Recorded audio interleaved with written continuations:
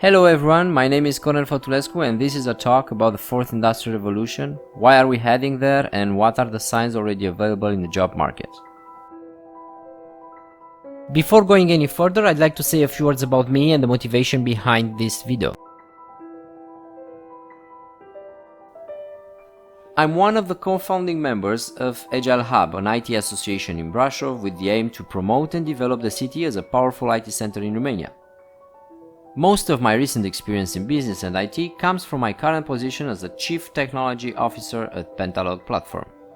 I'm also a blogger, and on my blog I tend to praise myself as a professional father. Yes, I'm passionate about education, psychology, and child development, and probably this is why I'm also a co-founder of Scriu Code, which literally means I write code in Romanian.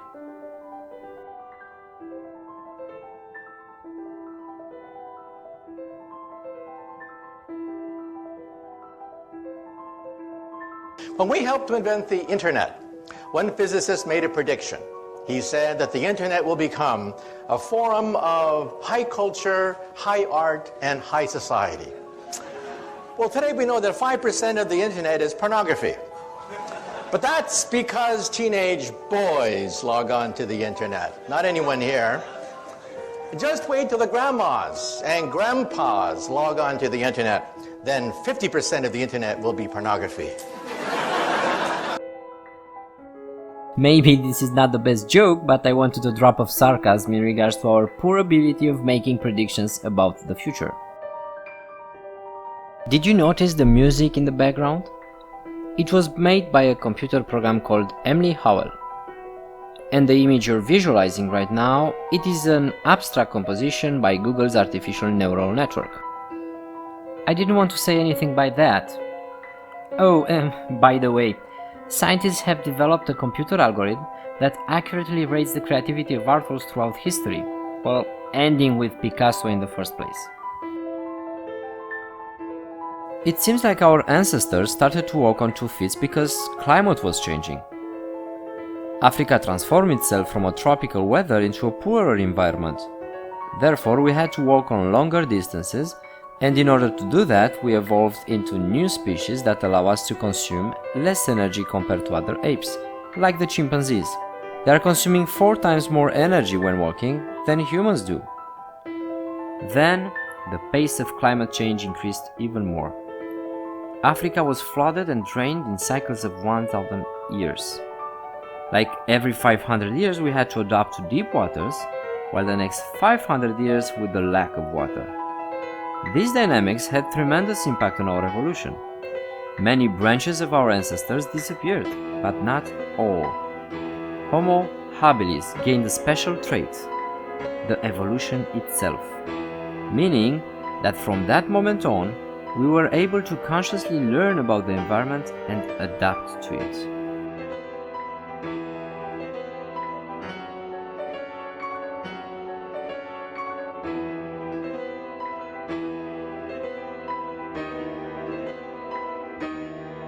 And in fact, I don't think that Homo sapiens has much of a future left. We are probably one of the last generations of Homo sapiens. In a century or 2 at most, I guess that humans like you and me will disappear.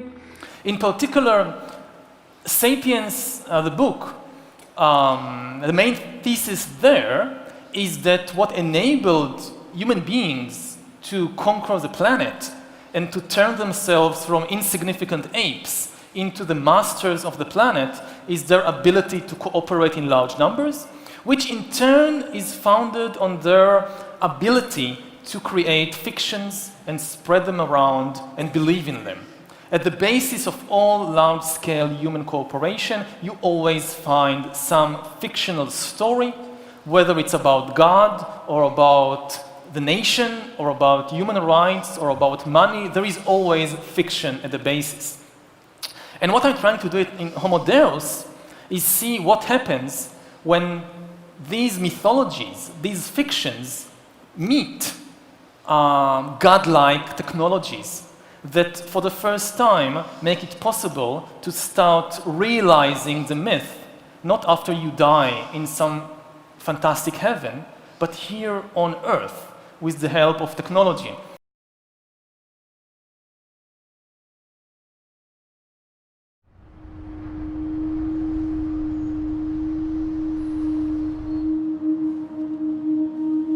We are wondering what is happening to the world. Everything is changing.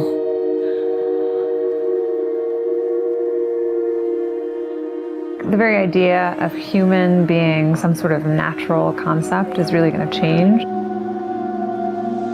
Our bodies will be so high-tech we won't be able to really distinguish between what's natural and what's artificial. Inside our own heads is the most complex arrangement of matter in the known universe. You might ask yourself, can we get to be superhumans?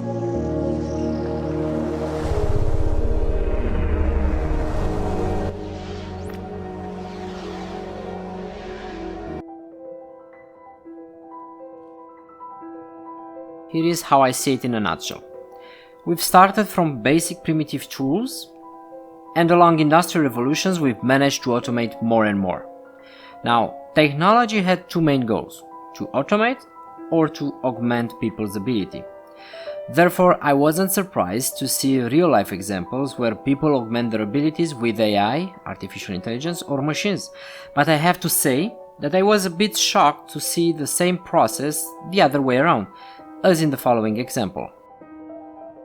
The big thing that we think is happening and why we're so having these discussions around jobs is that there's a missing element from the discussion around jobs right now, and we call it the missing middle. So typically when I'm involved in discussions or I'm reading articles about what's happening with jobs, you hear on the one hand, you hear about the machine-oriented skills. You hear about what machines are used to do, which is they're used to transact, they're used to iterate, they're used to predict, they're used to do things repetitively in a process way. That's the machine over there. On the human side, you have creativity, you have the ability to improvise, you have leadership, change, emotion, things like that. Very distinct. A lot of the discussions and surveys you read about what's going to happen with jobs is the two get interposed, and you look at how machines are going to take over for humans. We believe that most of the jobs are going to come from the middle, which is these assemblages of people and machines working together in a different way, and that's why we're talking about this idea of the missing middle. And we think there's two big categories of jobs that we're not talking about enough in the middle right now. One category of jobs is where humans help machines, and another category of jobs is where machines help humans. Where humans help machines is where we see a lot of jobs being created already today at the early stages in the areas of, we call it training, explaining, and sustaining AI and machine-based systems. So training in areas like empathy trainers and personality trainers for agent-based AI systems that are being deployed.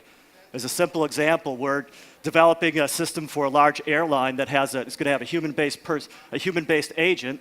The personality of that agent is very important because that will be the brand of the airline. So they have to think very carefully about the responses, the tone, the nature of that person, what it means. So who are going to be the personality trainers, the empathy trainers of the agents of the future as this scales? And that's a new type of skill that requires a very different type of person and a very different type of skill going forward. Explainers and sustainers I won't go into in detail because of time, but there's similar categories of jobs that we don't think about today that are about explaining the way AI works, AI algorithms work, and also sustainers who look at sustaining the impact and the productivity and the way that machines work interacting with humans. So that's people helping machines. Machines helping people we divide into categories that we call amplifying, interacting, and embodying. Amplifying being machines that help people do more in their current roles. A great example of this is Autodesk's Dreamcatcher, if you're familiar with this, which takes an engineer or a designer and makes them far more effective and productive by using AI to generate thousands of product variations based on specs that the engineer or designer can create, and not eliminating the designer or engineer, but helping the designer or engineer come to better outcomes through the machine-generated assistance that they get. And that's one example. An example of the embodiment category of machines and people working together is what's happening with Mercedes in their E-Class factory. I'm guessing many of you have heard the story with Mercedes in the E-Class factory, where they were 90% automated with robots like the ones you saw in the prior slide. So again, 90% of the production automated using physical robots. They realized that in the era of more personalized automobiles, high degree of automation was not helping the flexibility they needed in the business. So they reduced the level of automation to under 50%, introduced more humans, and a different kind of robot that was more flexible to allow human-machine collaboration to produce a variety of automobile options and configurations that they needed in their factory going forward. So that's an example of what we mean by embodiment, and again, machines helping people and working together to do things differently. Currently, humans play as gods, and it is just a matter of time until we'll manage to significantly alter our biology. When bioengineering products and services become commodity, that is the fourth industrial revolution. However, I don't think machines will be able to do everything alone, at least not in the next 3 decades, as there are many issues related to the ethics of this shift. We asked the question, if you think that a self-driving car should sacrifice the passenger in order to save a number of lives. And this is just an interesting base question, because the majority of people said, yes, the car should sacrifice the passenger, but I would not buy that car. With any new technology and new era, I think we all, particularly here in this setting, have to think about how do you develop trust for it. And one of the ways to develop trust is around transparency and a set of principles. And this morning I shared with our teams globally something called Principles for the Cognitive Era, or Principles for AI. And again, we'll talk a little bit more about them, but they have to do with understanding the purpose for what you're developing, transparency and how it is, when it's used, how it's trained, and who owns the insights out of it, and then as well, your obligation to develop the skills. When you mentioned that point about principles, right, and Satya started, this first principle, which I believe strongly, is that you must have the right purpose for these tools as we build them. And purpose means it is augment and in service of. Now, it starts really, really harmless. When you look, this is a factory worker. And you think, come on, we've had industrial robots in car factories for decades. And that is true, that's nothing new. Last summer, however, I stumbled across this headline. A company called Foxconn, which is the largest manufacturer of consumer electronics in the world. They build about 1/3 of the entire consumer electronics in the world, including the iPhone. Now, they announced that they would replace 60,000 workers with robots. And whilst that is in itself a really scary big number, what really I thought was shocking was that this means that someone who makes $5 a day is now too expensive and therefore will be replaced by technology. The same thing you find, for instance, in warehouse logistics. Those little orange things there are robots that drive shelves towards the poor guy who still has to pack them in an Amazon warehouse. Amazon acquired that company. They want to put 50,000 of those into their various warehouses. It also works for very large packages. Port of LA, those things drive themselves. And if you want to take it a notch darker, this guy might be your next policeman. He's faster than Usain Bolt, and he lasts longer than only 100 meters. You don't outrun him. Meanwhile, in the parking lot of Uber, this friendly Dalek here is doing the parameter control and makes sure that there's no bad hombres coming in putting the world to shame. Now, yet a notch darker, if you need a sniper, if you're not a government, you probably need to go to the dark web, but you can buy this thing today. I mean, this is commercial grade killer drones. There's also, you think, well, there's other thing, but this builder can build you a house from brick and mortar in 2 days. Never draws a sickie, never needs a day of vacation, never gets ill, and never has a bad back from all those bricks. But there's also like really fun stuff.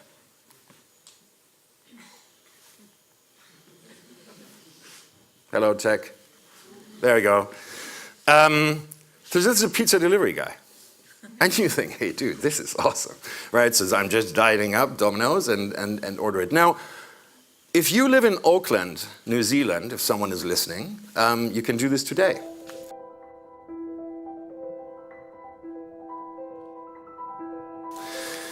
automation will take every job it can take. The number of people who work in agriculture in the US dropped from about 90% in around 1800 to about, I think, about 2% by 2010. And what you can see from that, it's not the immigrants, guys. It's automation. And yes, I am an immigrant. So you might want to ask you, what is it you do? How many repetitive tasks are in your world? So if you're an accountant, start looking. If you're a radiologist, I suggest you might want to retrain. It's very, very, anything that has repetition in there, a machine could, in theory, and I'm not saying this is going to happen tomorrow, but a machine can, in theory, do this better. Faster, cheaper, and without any vacation leave. Now, however, we are being told, right, it's not only doom and gloom. There's new clickers in town. There's new jobs for you. And when I read through this list, I'm going like, what the heck even is this? What is a memory augmentation therapist? And what on earth do you learn if you want to become a diffractive optics modeler? That's funny, isn't it? But this is an actual job ad from 2015, where someone was looking for a diffractive optics modeler. Who knows what TLDR means? Everyone else needs to speak more with the kids, guys. It's too long, didn't read. In other words, if something is so long that you couldn't be bothered to read, you look at the short summary. So Ray Kurzweil is a futurologist, or whatever you call those people. And he has a scary record in being very, very accurate in his predictions. I've summarized this for you. So he basically says all this malarkey about faster computing that I spoke to you about will lead to faster innovation because we can deploy all that power. That will effectively then mean that we should be faster and better at finding solutions to like really hard problems. Things like diseases and hunger and energy crisis, he said, will all be solved, which eventually will lead to immortality. Unless you're really Catholic, then probably not. Bodies will eventually become obsolete. And then the last step is that we will be one interconnected hive mind. God knows what he was smoking then. But when you think it through, there is actually a possibility. And no matter what you think about this, it means that change is coming and change is accelerating. You are very likely living in an age today where this is slowest. It will arguably accelerate through. Now, this is nothing new, right? Change alone is eternal, perpetual, and immortal. This was Schopenhauer, like hundreds of years back. Authorities already began to shift dramatically from humans to algorithms. I think it's a very fair estimate or prediction that the most important decisions about your health, about your body, during your lifetime will not be taken by you on the basis of your feelings. They will be taken by algorithms on the basis of what they know about you and you don't know about yourself. This is already happening in one very important field, which is the field of medicine. If you have an IQ of 116 to 130, which is 85th percentile and above, so it's one person in 8 up to one person in 130, I believe is 85, 90, 95, is it 95? I think it's 95. One person in 8 to one person in 20. Then you can be an attorney, a research analyst, an editor, an advertising manager, a chemist, an engineer, an executive manager, etc. Now, that's not the high end for IQ, by the way. That it can go up, well, it can go up indefinitely, although there's fewer and fewer people as it goes up. So if you want to be the best at what you're doing, bar none, then having an IQ of above 145 is a necessity, and maybe you're pushing 160 in some situations, and maybe that's making you one person in 10,000 or even one person in 100,000. And then also, to really be good at it, you probably have to be reasonably stress tolerant and also somewhat conscientious. So people, well, you think, well, why is it that smart people are at the top of dominance hierarchies? And the answer to that, in part, is because they get there first, right? I mean, everything's a race, roughly speaking. And the faster you are, the more likely you are to be at the forefront of the pack. And intelligence in large part is speed. That's not all of it is. So if you're moving towards something difficult rapidly, the faster people are going to get there first. So IQ of 110 to 115. So that's 85th to 73rd to 85th percentile. Copywriter, accountant, manager, sales analyst, general manager, purchasing agent, registered nurse, sales account executive. If you look at universities, the smartest people they're above this. Who are the smartest people at university? What do you think? Mathematicians, physicists and mathematicians, right. I could tell you who's on the other end, but I won't. Yeah, I'd like to though. Anyways, okay. Going down now 103 to 108 is slightly above average, right? 60th to 70th percentile. Store manager, bookkeeper, credit clerk, lab tester, general sales, telephone sales, accounting clerk, computer operator, customer service rep, technician, clerk, typist. So you see at this level, people have some technical skill and some ability to deal with complex things. Okay, that's dead average. 100 is average. Dispatcher in a general office, police patrol officer, receptionist, cashier, general clerical, inside sales clerk, meter reader, printer, teller, data entry, electrical helper. 95th to 98. Machinist, food department manager, quality control checker, security guard, unskilled labor, maintenance, arc welder, die setter, mechanic. Good IQ range for relatively qualified tradespeople. 87 to 93. Messenger, factory production worker, assembler, food service worker, nurse's aide, warehouseman, custodian, janitor, material handler, packer. Now, what you're starting to see is that as you move down the hierarchy, the jobs get simpler, they're more likely to be assigned by other people, or they're repetitive. Because what IQ predicts to some degree is how rapidly you can learn something, but once you've learned it, it doesn't predict necessarily how well you do at it. And so the more repetitive jobs people with lower IQs are more suited to more repetitive jobs. Under 87, is there something? Well, no. Right. That's a big problem. And it's something our society has not addressed at all. Jobs for people with IQs of less than 85 are very, very rare. So what the hell are those people supposed to do? It's like it's 15% of the population. And when you look back in history, people constantly compare the threat of automation and job loss in the 21st century to what happened in the 20th century. In the 20th century, you saw automation in agriculture, so lots of unemployed farm workers moved to working in industry. And then when automation reached the industries, they moved to working as cashiers at Walmart. But in those cases, what happened was that people lost low-skilled jobs and transferred to other low-skilled jobs. Moving from being an agricultural worker to working in some car factory in Detroit, you moved from one low-skilled job to another low-skilled job. When you lost your job at the Detroit car factory and got a new job as a cashier at Walmart, again, you moved from a low-skilled job to a low-skilled job. But the next stage, if the next stage means I'm losing my job at 45 as a cashier at Walmart, and now there is an opening as a software engineer at Google designing virtual worlds, this is going to be much more difficult than moving from the car factory to Walmart.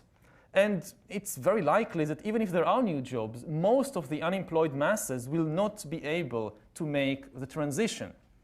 It's also a big question about young people, that nobody really knows what the job market would be like in 20 or 30 years. It's really the first time in history that nobody has any idea what kind of jobs and what kind of skills people will need in 30 years, which means that we have absolutely no idea what to teach children at school. Most of what they learn is going to be irrelevant to the requirements of the job market and of society in 2050. I think the biggest impediment for developed countries is the educational system, because I don't think it's a step, but it's a step that has a curve. So what AI can do next year versus 2 years, it's going to constantly change for the next while.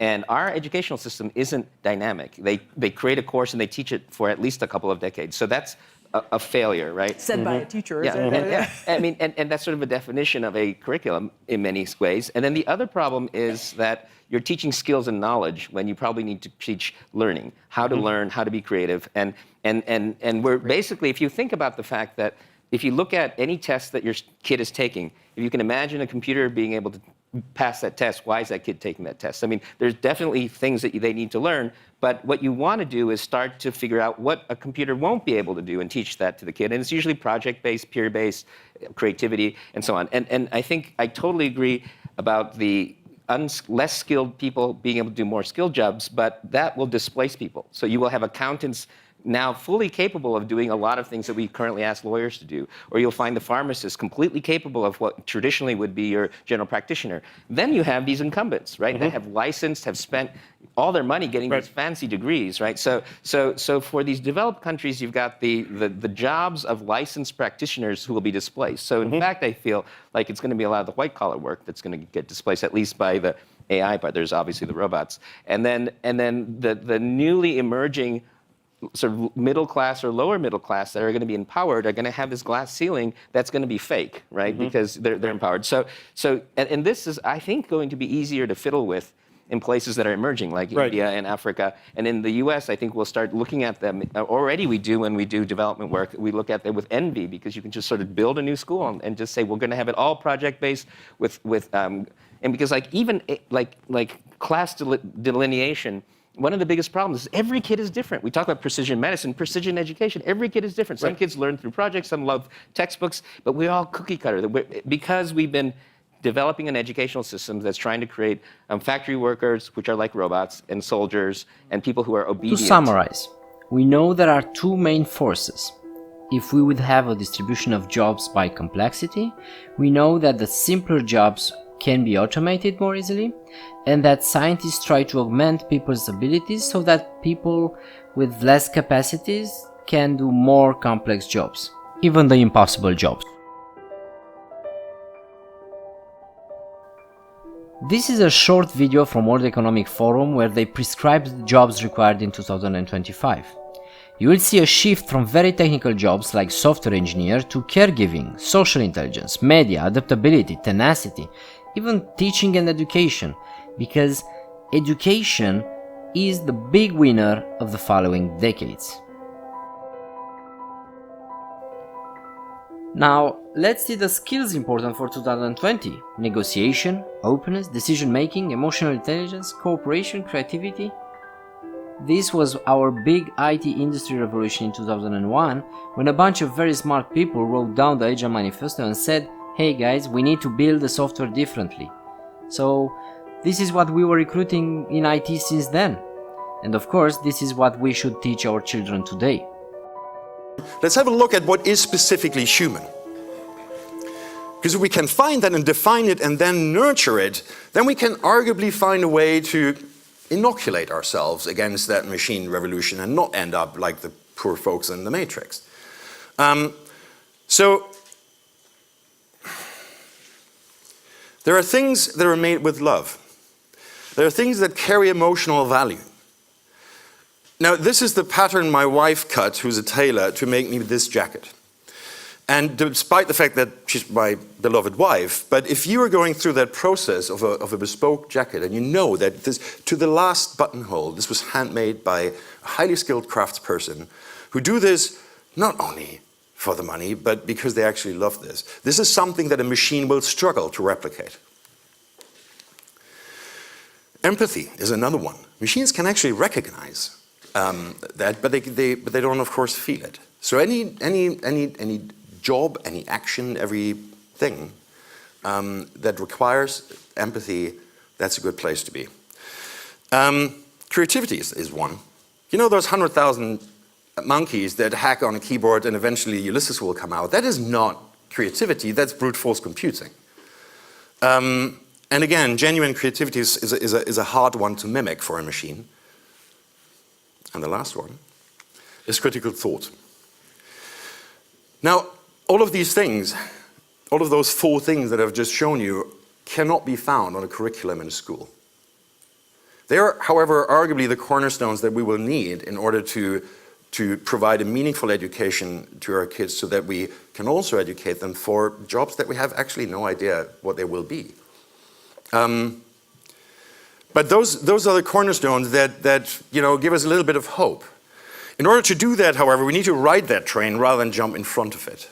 So on a macro basis, look, there's 5 million open jobs in America, 3 million open in Europe, 80% of Japanese companies can't find people.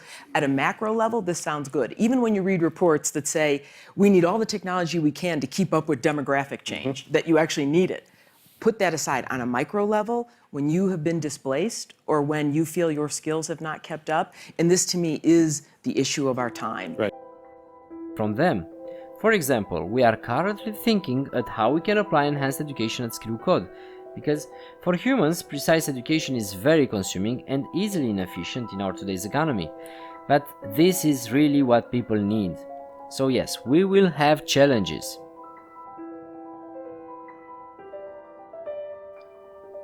When evolution became a skill, we've sentenced ourselves to continually change and adapt. Of course, there are many ways how this can turn out for us, but there is already a strong dynamics, at least in the technology, economy, and society. We can still influence it, but most of it is out of control, out of our control at least. Because similar to the Cold War, we found ourselves in a Nash equilibrium. Either everyone will act against the accelerated technological pace with direct impact on the economy and jobs, or nobody will. And I think nobody will. Also, the long-forgotten human and social sciences will be required more and more to keep up with the cooperation challenges, collective intelligence needs, lack of adaptability at large scale, and new research and development for new human and machine interfaces. There is danger in the next decades, as there is hope for humanity. For example, to switch from a work-driven society to a future-driven society. And while we are heading the 4th industrial revolution, I think no job known to us is safe, not even the software engineer job.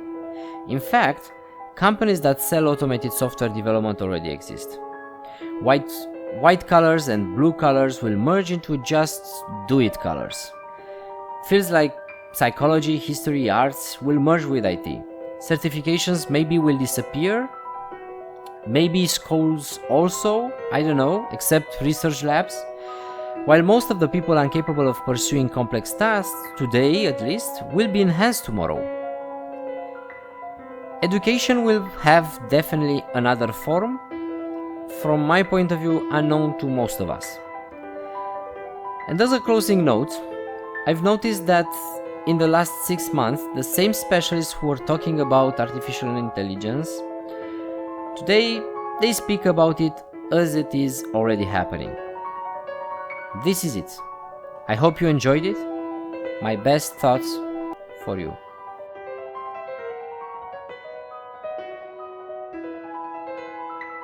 But now what we're seeing is that for the first time, computers can see as well as humans. That's pretty incredible.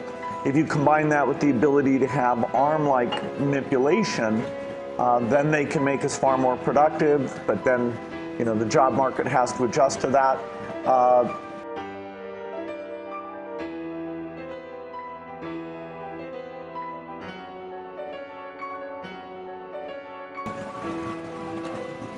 What is it that you like about the artificial intelligence there? I'm guessing Watson? I like the idea of using artificial intelligence because we're so short of the real thing.